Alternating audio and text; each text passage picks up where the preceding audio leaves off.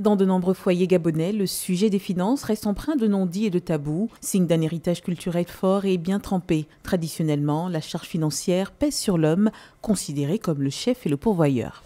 Je pense que c'est à l'homme d'assumer la totalité des charges. Bon, si la femme veut participer, c'est par volonté en plus. Dans ma logique, on est africain et j'ai grandi dans une famille où généralement c'est l'homme qui s'occupe de tout. Or, avec l'émancipation économique des femmes et l'augmentation des ménages à double revenu, certains pensent que les charges du foyer devraient être partagées de façon équitable. La femme doit participer juste un petit peu pour aider son mari. La question des finances ne devait pas être un conflit dans un couple. Mais par moment, comme aussi je peux, je participe aux charges de la maison.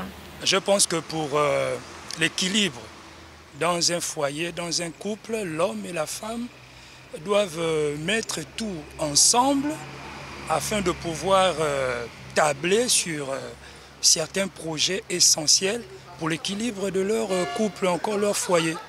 Dans un pays où la population est majoritairement chrétienne, les hommes d'église ont-ils aussi leur mot à dire sur la question?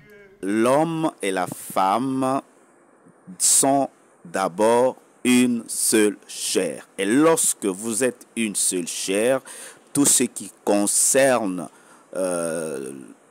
les finances dans votre foyer, eh bien, vous êtes censé les partager ensemble. Les charges liées à la maison, c'est bien évident que ces charges-là sont gérées par la femme.